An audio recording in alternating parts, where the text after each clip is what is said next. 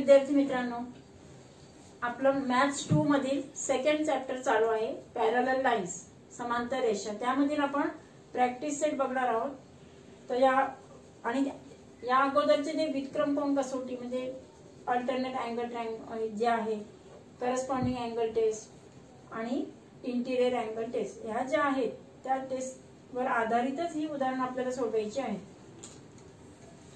Problem set तुमचा जो आहे त्यामधील फर्स्ट क्वेश्चन आपण येतो नंतर घेऊया, पण अगोदर प्रॅक्टिस सेट 2.2 की त्याच्यामध्ये तुम्हाला जस्टिफाय करा असा हा फर्स्ट क्वेश्चन आहे. देताना पहा, रेषा M आणि रेषा N समांतर आहेत आणि समांतर आहे का? M parallel to N, justify M आणि N पॅरलल आहे की नाही ते जस्टिफाय करायचं. आणि त्यासाठी मात्र तुम्हाला त्यांचा x हा जो अँगल आहे इथे त्याचं मेजरमेंट दिलंय, y चं दिलंय 108, हा झाला 108 आणि हा 71 आपल्याला बघायचं. आता लाईन्स पॅरलल आहे की नाही यासाठी अल्टरनेट अँगल टेस्ट सांगणार, इंटिरियर अँगल टेस्ट आणि दुसरं म्हणजे करस्पॉन्डिंग अँगल टेस्ट. ह्या ज्या 3 टेस्ट आहेत, 3 पैकी कोणती लागू होते ते आपण बघणार आहोत. आता x आणि y कोणत्या प्रकारची पेअर तयार होते? एक्स वाय जे आहे ते दोन रेषांच्या अंतर्भागातील ते अँगल्स आहेत, म्हणजेच आंतरकोन कसोटी इथे लागू पडते का ते आपण बघणार. आंतरकोन कसोटीमध्ये काय आहे की जर ते पूरक असतील, आंतरकोन परस्परांचे पूरक असतील, त्यांची बेरीज जर 180 अंश असेल तर त्या रेषा परस्परांना समांतर असतात. इंटिरियर अँगल टेस्टच्या याच्यानुसार x प्लस वाय यांची जर ऍडिशन 180 असणार तर आपण ते करू शकतो. आणि म्हणून मग angle x plus angle y किती होणार? 71 प्लस 108 179 येते. म्हणजे यांची जी angle x plus y is not equal to 180. यांची ऍडिशन 180 आहे का? नाही, 179 आहे. आणि म्हणून मग दे आर नॉट सप्लिमेंटरी. ही जी पेअर आहे नॉट सप्लिमेंटरी आहे किंवा ते पूरक नाहीत. आणि म्हणून therefore line M is not parallel to line N. Not parallel sign वापरून पण तुम्ही लिहू शकता, किंवा लाईन L जे असणार M is not parallel to line N पूर्ण सेंटेन्स मध्ये लिहू शकता. सेकंड एक्झाम्पल मध्ये पण अँगल A आणि अँगल B अशाच पद्धतीने दिले आणि पुन्हा जस्टिफाय करायला सांगितलं की लाईन L और M दे आर पॅरलल, समांतर आहे की नाही ते बघायचे. मग त्यासाठी पण A हा जो अँगल आहे तो A आणि हा B दोन पद्धतीने सॉल्व्ह करता येणार. हे जर बघितलं तुम्ही अशा याच्यानुसार, हा जो किंवा हा इथला जर बघितला, दिस इज अल्टरनेट अँगल ची पेअर असते आणि त्याचा तो अपोजिट आहे, म्हणजे जो आहे तो एक्सटिरियर. जर एक्सटिरियर अल्टरनेट अँगल त्या प्रॉपर्टीने पण A कॉन्ग्रुएंट टू B होऊ शकतं. आणि दिलेले तुम्हाला A congruent to B already आहेच, पण ते आपल्याला जस्टिफाय करायचंय. पण आता एक्सटिरियर अँगल टेस्ट तर नाही आपल्याकडे. आपल्या जे 3 टेस्ट आहे त्याच्यामध्ये अल्टरनेट अँगल टेस्ट आहे आणि म्हणून अल्टरनेट आपल्याला ते अँगल दाखवावे लागतील. आणि त्यासाठी आपण इथे आता A चा अपोजिट अँगल C कन्सिडर करूया. Angle A congruent to angle C. का अपोजिट असणार ते?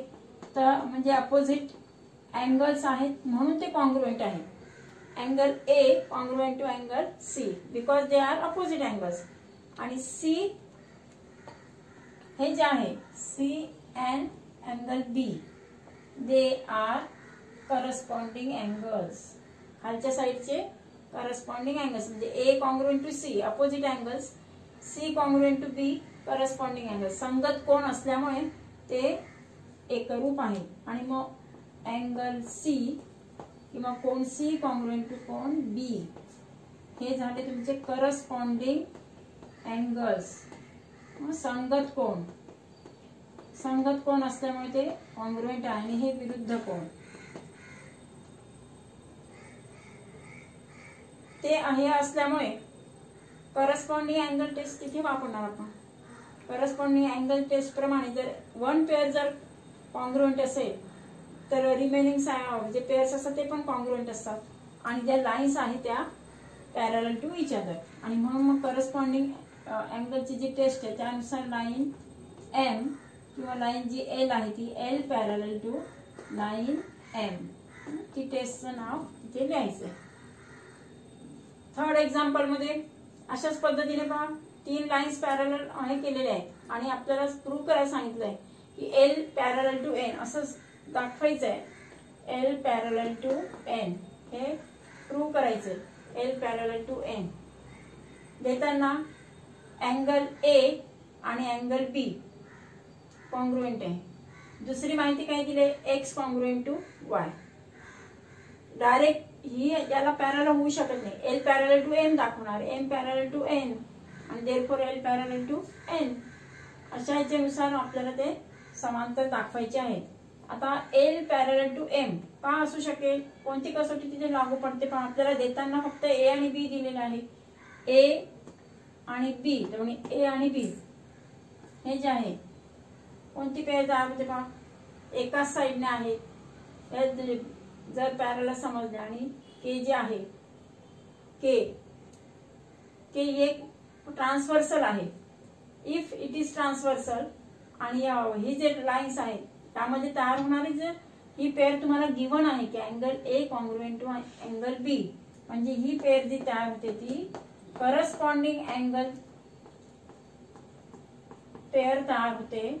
करस्पॉन्डिंग अँगल पेअर म्हणजे संगत कोणांची जोडी एकरूप असेल तर त्या कसोटीनुसार त्या टेस्टनुसार आपण काय करणार आहोत, मग ती property therefore line L parallel to n, it is first equation. L parallel to n का, because it is corresponding angle test नुसार हे अँगल ते गिव्हनच आहे आपल्याला. तसंच आणखी काय गिव्हन दिले सेकंड साठी, X angle X congruent to angle Y. नीट इथे जर पाहिलं तर कोणते दिसतंय, it is alternate angle. Alternate अँगलची पेअर तयार होते आणि अल्टरनेट अँगल कॉन्ग्रुएंट आहे. If alternate angle is congruent किंवा one pair is congruent then the lines are parallel. आणि म्हणून मग त्या ह्याच्यानुसार इथे अल्टरनेट अँगल टेस्ट आपण वापरणार, म्हणजे व्युत्क्रम कोन कसोटी अल्टरनेट अँगल टेस्ट किंवा व्युत्क्रम कोन कसोटीनुसार लाईन एम कोणत्या दोन लाईन मध्ये तयार झाले ते एम आणि एन, म्हणून line M parallel to line N. हे झालं सेकंड इक्वेशन किंवा आपण सेकंड घेऊया. ते फर्स्ट घेतलंय सेकंड. फर्स्ट आणि सेकंड वरून काय झालं बा, एल पॅरलल टू एम आणि M parallel to N. L parallel to M, M parallel to N, therefore L parallel to N. Transitivity जो आहे संक्रमकता गुणधर्म, त्या संक्रमकता गुणधर्मानुसार ड्यू किंवा ट्रान्झिटिव्हिटी ऑफ कॉन्ग्रुएंट, ट्रान्झिटिव्हिटी संक्रमकता गुणधर्मानुसार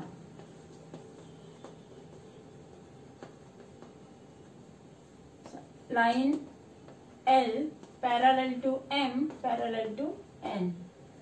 आणि म्हणजे तिन्ही लाईन्स परस्परांना पॅरलल आहे आणि देअरफॉर एल जे आहे line L parallel to line N.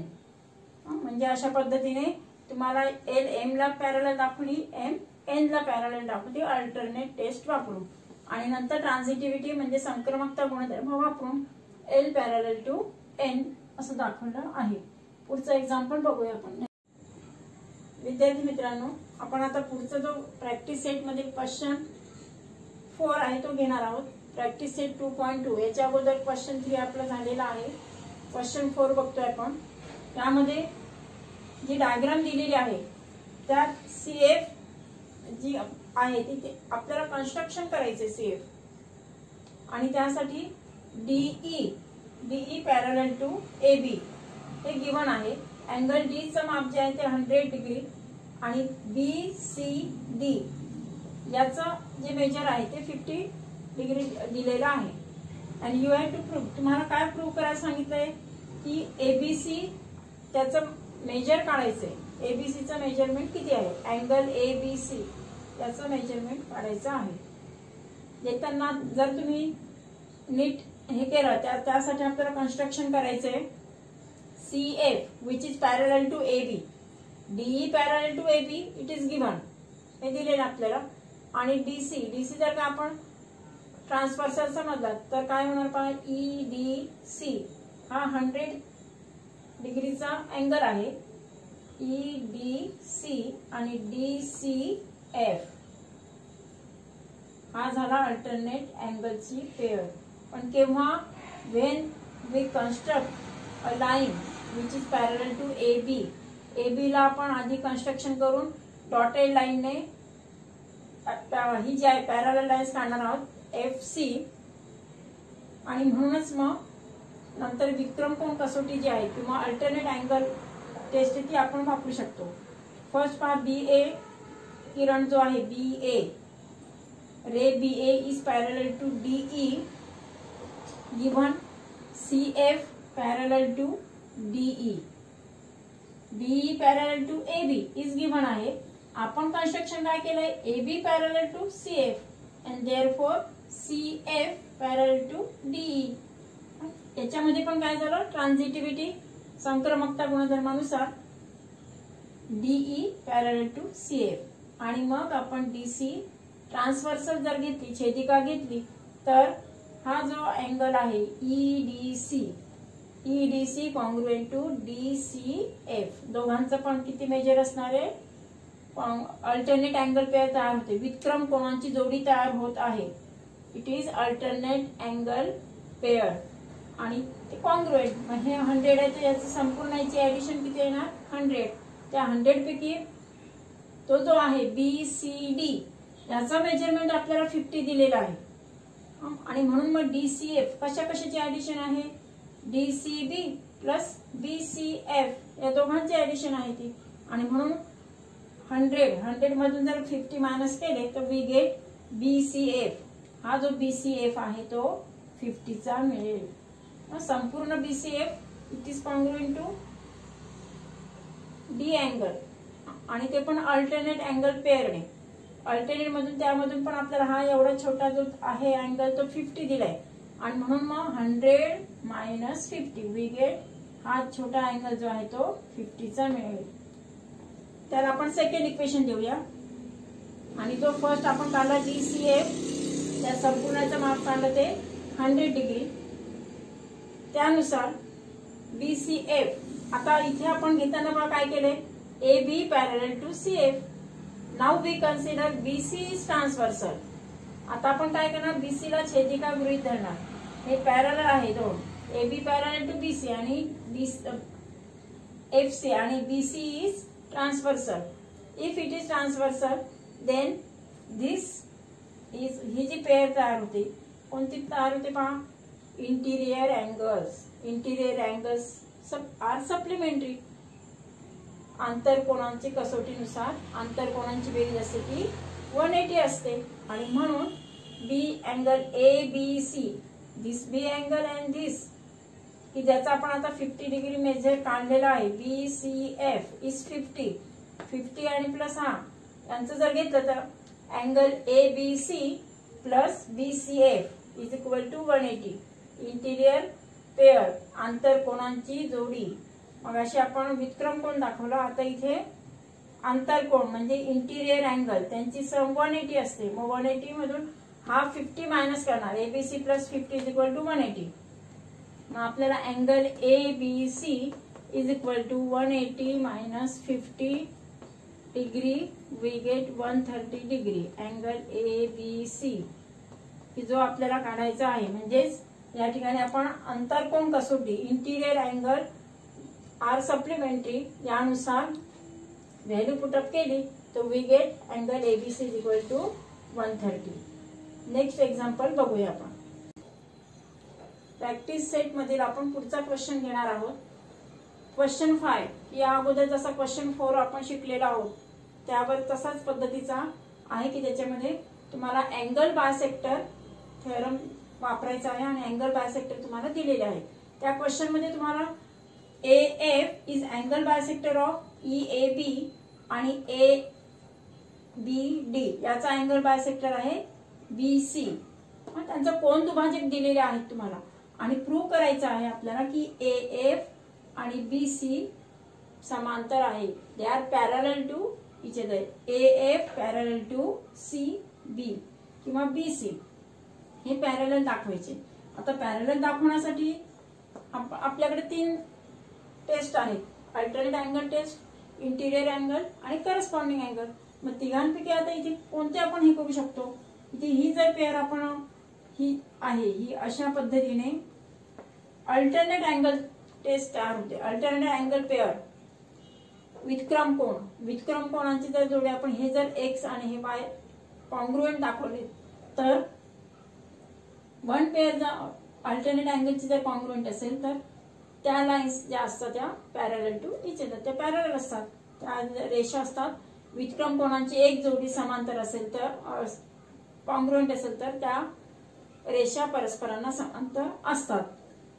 आणि त्यासाठी आपल्याला इथे माहिती फक्त देताना तुम्हाला दिलंय AE पॅरलल टू BD. हे पॅरलल घेतले. हे जर आपण असं वाढवलं तर तुमचं असं लक्षात येईल ही जी आहे AE पॅरलल टू PD आणि AB इज ट्रान्सव्हर्सल असं जर गृहीत धरलं तर मग मात्र काय होतंय, हा मोठा जो अँगल आहे EAB congruent to ABD, this congruent to this, हा जो आहे it is also alternate pair. व्युत्क्रम कोनांची जोडी तयार होते आणि तो एकरूप होता. EAB congruent to ABD. म्हणूनच मग आपण इथे केलं अल्टरनेट टेस्ट नुसार, म्हणजे व्युत्क्रम कोन कसोटी दाखवणार आहोत आणि ray AE parallel to ray BD it is हे केलंय, गिव्हन आहे, ते पक्ष म्हणून घेतलंय आणि AB त्याला ट्रान्सव्हर्सल आपण गृहीत म्हणजे आहे. ट्रान्सव्हर्सल जर गृहीत धरली, छेदिका आहे असं समजलं तर ही जोडी जी तयार होते ती व्युत्क्रम कोनांची जोडी तयार होते. अल्टरनेट अँगल टेस्ट नुसार जे आहे हे अँगल्स कॉन्ग्रुएंट आहे. म्हणजे दोघांची जर ऍडिशन केली, याचं मेजर x आहे याचं मेजर x आहे दिलेलं आहे आपल्याला, because they R angle bisector. Therefore XX म्हणजे इथे याचं मेजर झालं 2x, याचं मेजर आहे 2y. मग 2x is equal to 2y because both are alternate angles are congruent. 2x 2y जर 2 ने जर डिवाइड केलं तर आपल्याला मिळतं we get x is equal to y. x is equal to y म्हणजेच x कॉन्ग्रुएंट टू y. त्या दोघांचं मेजर कॉन्ग्रुएंट म्हणजे सारखं आहे. मग x कॉन्ग्रुएंट टू y हे जे अँगल्स कॉन्ग्रुएंट आहेत, एकरूप आहेत, तर ही जोडी तयार होते ती अल्टरनेट अँगलची, व्युत्क्रम कोनांची जोडी तयार होते. म्हणजे angle FAB congruent to ABC by alternate angle. Alternate angle test नुसार जर यांची एक पेअर ही जी आहे ती कॉन्ग्रुएंट आहे तर AF म्हणून मग काय होणार AF. Therefore AF parallel to BC. Alternate angle test नुसार AF पॅरलल टू BC. फक्त आपण काय केलं की अँगल बायसेक्टर आहे म्हणून दोन्ही एकरूप आहेत. यांचं मेजर 2x झालं. हा मोठा अँगल आणि हा बोथ आर अँगल हे जे आहे ते अल्टरनेट अँगल्स आहे. अल्टरनेट अँगल टेस्ट वापरून आपण x is equal to y हा काढलेला आहे. 2x is equal to 2y. Therefore x is equal to y and we get AF parallel to BC by alternate angle taste.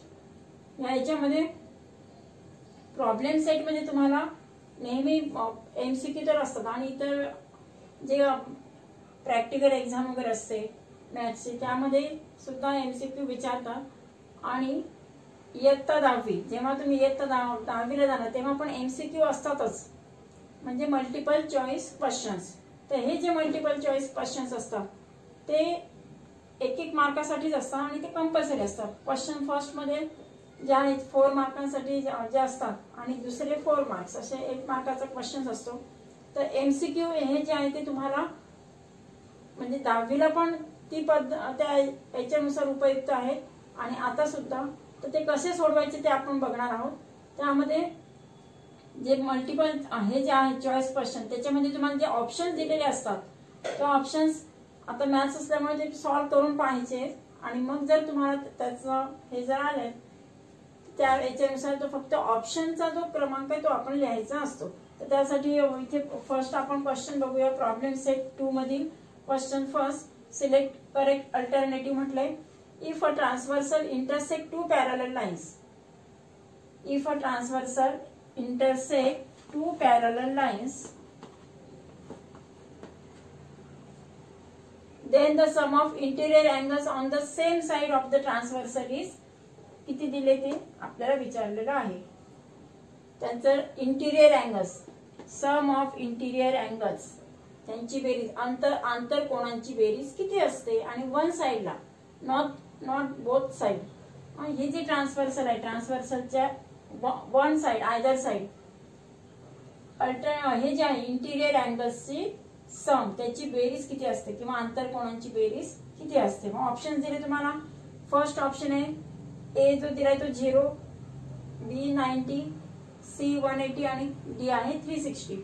मग आपण जर हे जर पाहिलं आंतर कोण कसोटी, तर त्या इंटिरियर अँगल टेस्टनुसार इंटिरियर अँगल्स आर सप्लिमेंटरी प्रॉपर्टीनुसार आणि म्हणूनच मग त्याची जी सम आहे ती काय असणार आहे 180. आणि म्हणून मग फर्स्ट जे आन्सर आहे ते सी. मग सी साठी आपण ते ऑप्शन लिहिणार सी. फक्त ऑप्शन लिहायचं आपल्याला, पूर्ण हे न लिहिता अशा पद्धतीने करायचं आहे. सेकंड जो क्वेश्चन आहे त्याच्यामध्ये जो क्वेश्चन आहे तो आहे the number of angles form bye a transversal of two lines is. Number of angles, समजा ही ट्रान्सव्हर्सल आहे, त्यांना ट्रान्सव्हर्सल जेव्हा त्याला इंटरसेक्ट करते तेव्हा त्या ठिकाणी टू लाइन्सला जेव्हा इंटरसेक्ट करतील तेव्हा how many number of angles, किती अँगल्स तयार होतात, किती कोण तयार होत आहेत. आता आपण एका लाईन जो पाहिजे तर 1, 2, 3 अँड 4, हे 4 आणि हे दुसरे 4, टोटल किती झाले 8 अँगल्स तयार होत आहेत. आणि म्हणून मग the number of angles form by transversal, सेकंडचं जे आन्सर आहे ते ऑफ टू लाइन्स इज, याच्यामध्ये 2 दिले, बी ला 4 दिले, सी ला 8 दिले आणि डी ला 16 दिले.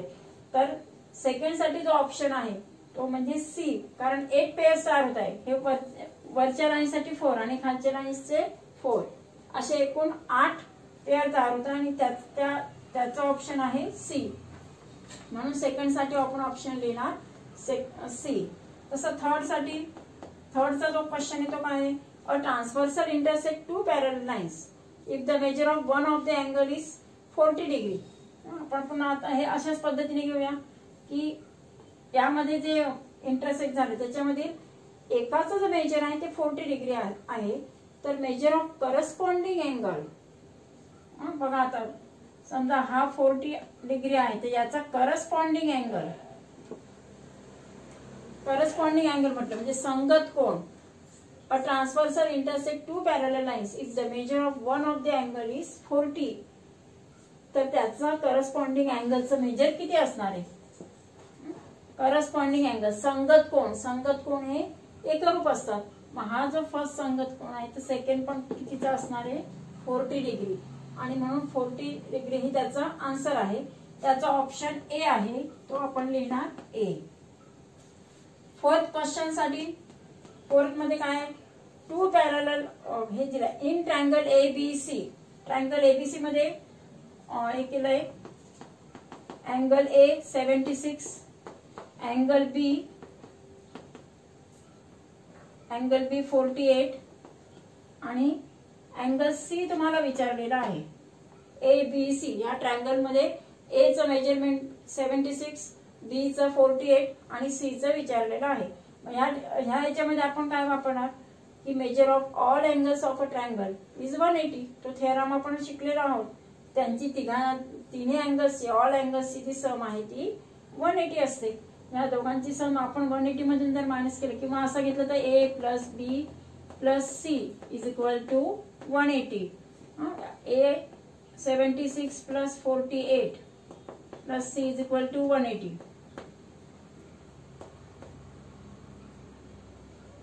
124. या दोघांचे ऍडिशन येते 124 plus C is equal to 180. Angle C is equal to 180 minus 124. 56. यामध्ये 56 ऑप्शन आहे का बघा. देअरफॉर अँगल सी चा मेजर विचारलेला आहे. फर्स्ट ऑप्शन आहे 66, 56 आणि सी मध्ये 124 आणि 28. तर आपल्यासाठी 56 चा आन्सर आलेला आहे. आन्सर त्याचं जे ऑप्शन आहे ते बी आहे, म्हणून फोर्थ चा आन्सर आहे बी. त्याचे म्हणजे मल्टिपल चॉईस क्वेश्चन साठी अशा पद्धतीने त्याचे ऑप्शन्स लिहायचे आहेत. फिफ्थ वन जो एक दिलेला आहे, पाचवा question, two parallel lines are intersected by a transversal. Two parallel lines are intersected by a transversal if measure of one of the alternate interior angle. Interior alternate interior angle हा आपण घेऊया. हा alternate आणि याचा interior angle. Alternate interior angle is 75.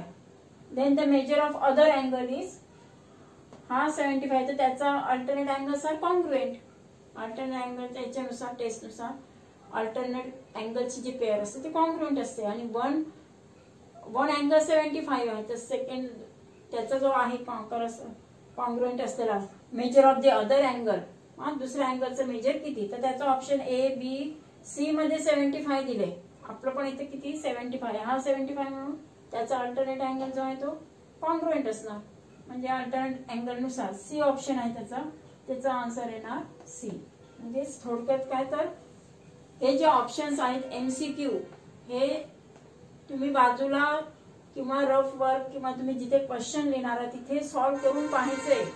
तिथे rough हे नाही, तुम्ही रिझन लिहिता, आन्सर लिहिताना मात्र अशाच पद्धतीने लिहायचंय, परंतु बाजूला तुम्ही अशा याच्यानुसार सॉल्व्ह करू शकता.